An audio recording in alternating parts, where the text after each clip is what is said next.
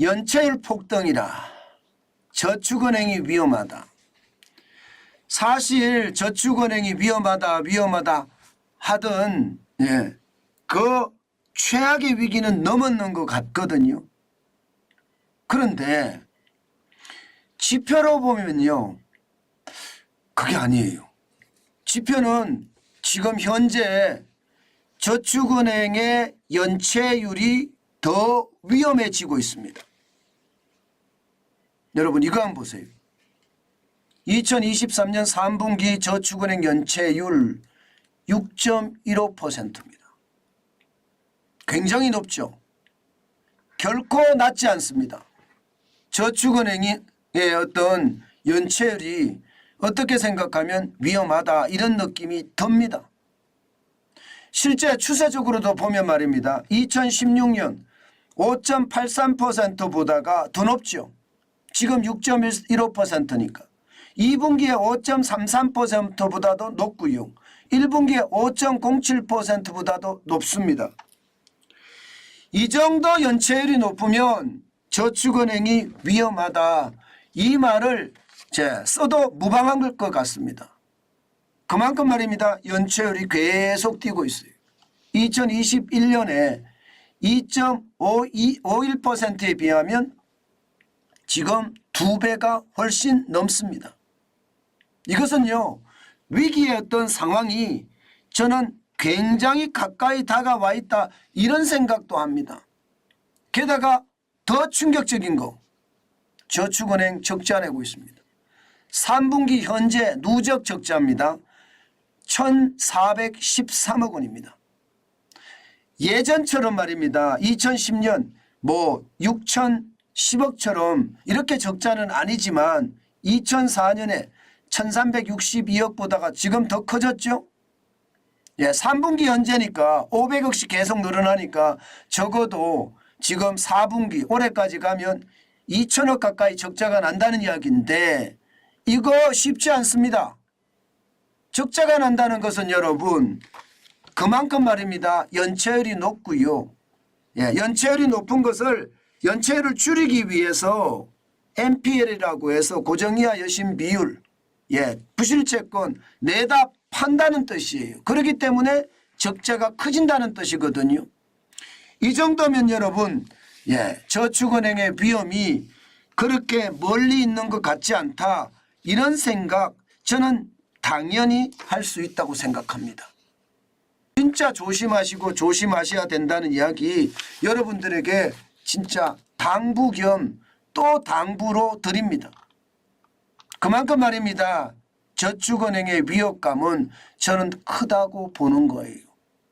상황이 점점 나빠진다고 보는 겁니다. 그만큼 위험의 어떤 강도가 높다. 이렇게 저는 생각합니다. 여러분 이게 단순하게 저축은행을 봐서는 되지 않습니다. 그만큼 말입니다. 우리는 조심하고 조심해야 된다는 뜻이에요. 여기에서 말입니다. 전체 대출을 보면 대출도 많이 줄이고 있고요. 수신은 늘어났습니다. 9월의 수신을 보면 117조 9천억 원이거든요. 6월보다가 114조 9천억보다는 적어도 3조 가까이 늘어났어요. 수신이 늘어난 게 문제가 아닙니다. 저는 저축은행이 이게 기본적으로 이자율을 높여줬기 때문에 예금 이자를 높이기 때문에 많은 사람들이 5천만 원 이하 4,700만 원 이게 예금자 보호한도 금액이거든요. 5천만 원이 예금자 보호한도 금액이 아닙니다. 이자까지 포함을 해야 되니까 한 4,700만 원 정도 돼야 된다고 생각합니다. 4,700만 원 정도 될 거라고 생각합니다. 그러면 4,700만 원 플러스 이자잖아요. 그런데 그게 늘어난다는 것은 예금자 보호한도 안에서 들어가는 사람들이 이자가 많으니까 들어간다. 저는 이렇게 생각하거든요. 실질적으로 이게 늘어나느냐 여기에 대해서는 한 번쯤 고민할 필요가 있다. 연체율이 늘어나고 적자가 커지면 그에 대한 위험도 그만큼 커지기 때문에 진짜 조심해야 된다, 이런 생각 저는 많이 합니다. 예, 과거 말입니다. 저축은행의 수신 잔액이 뭐 33조에 했던 것에 비하면 지금은 100조가 넘고요. 2022년 11월에는 역대 최대 121조 4천억까지도 올라갔었거든요. 지금은 117조 9천억 원이죠. 저축은행의 위험이 전체 위험으로 저는 커질 수도 있다고 보는 겁니다. 그만큼 말입니다. 위험의 강도가 높다는 뜻으로 저는 해석합니다. 대출도 줄였습니다. 대출도 줄일 수밖에 없습니다. 저축은행은 부실대출을 하면 진짜 완전히 망하거든요. 그 망하는 것을 대비하기 위해서라도 이게 여러분, 저축은행의 대출 잔액을 줄일 수는 없거든요. 줄일 수밖에 없거든요. 지금 2022년 기준으로 대출 잔액은요, 144조 1890억 원입니다. 그런데 9월에는 108조 2천억까지 줄었습니다. 지난 연말 대비해 보면 5.3%를 줄였고요. 금액으로는 5조 9,890억 원, 6조 가까이 줄였습니다. 그동안 말입니다. 저축은행은 대출을 많이 늘렸었거든요. 2017년에 51조 2237억 원이 2022년에 114조 1890억 원, 122.92%가 늘어날 정도로 엄청나게 늘려왔습니다. 62조 9653억 원이 늘어났거든요. 이게 어떻게 생각하면 그야말로 폭증했습니다. 대출.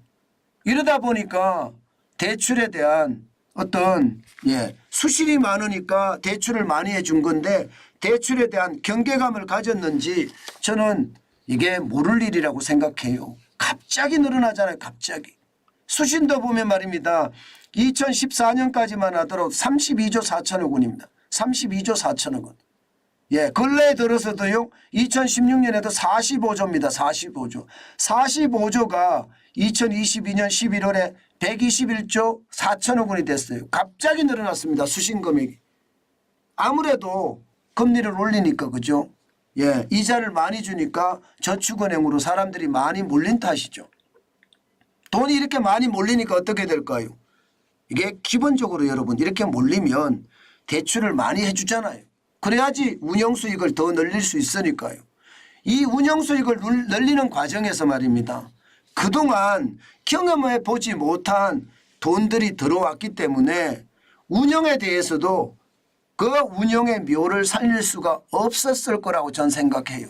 무조건 말입니다. 돈 많이 준다는 부동산 PF 대출에 많이 하고요. 그러다 보니까 대출에 대한 문제도 굉장히 심각하게 터지고 있고요. 저는 이것이 말입니다. 저축은행의 어떤 전체 위험에도 점점 다가가고 있다 이렇게 생각합니다. 반드시 우리가 생각해야 될 게요. 연체율이 늘어나고요. 또 운영 적자, 순손실이 늘어나는 것만 중요한 게 아닙니다. 더 중요한 것은요. 돈이 갑자기 많이 들어왔을 때 저축은행이 이것을 잘 운용했느냐. 저는 이것을 반드시 봐야 된다고 생각합니다. 일반적으로 말입니다. 돈이 갑자기 생기면 운용의 묘가 떨어집니다. 순간적으로 놓쳐요. 이게 순차적으로 말입니다. 수신 잔액도 순차적으로 쭉 이렇게 늘어나면 여기에 대한 운영의 묘를 자꾸 개발하고 공부하면서 늘려갈 수 있는데 그렇지 못할 수도 있다는 것 반드시 생각을 하시고요.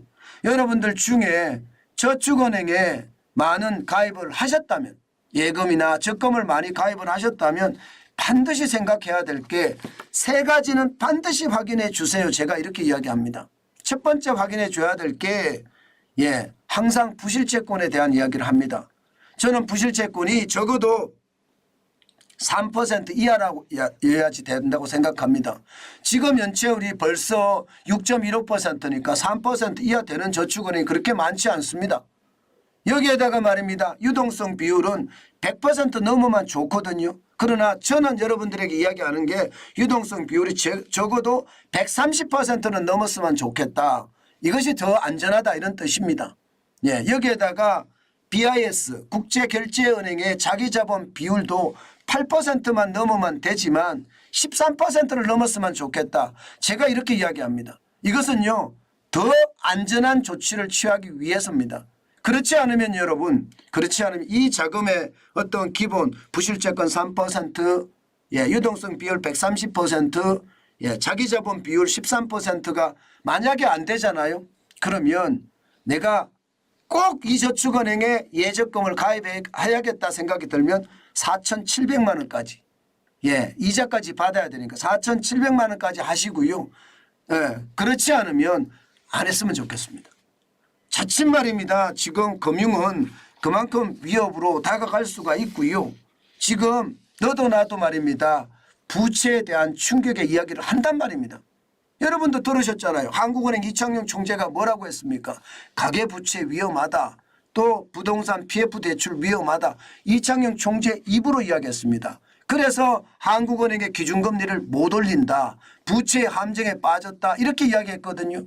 게다가 최근에 신임 대통령실 경제수석도 말입니다. 지금 부채 위기에 대한 이야기를 했습니다. 그만큼 부채가 위기선상에 있다는 거고요. 이렇게 위기선상에 있을 때는 조심하시고 또 조심하시고 또 조심하셔야 됩니다.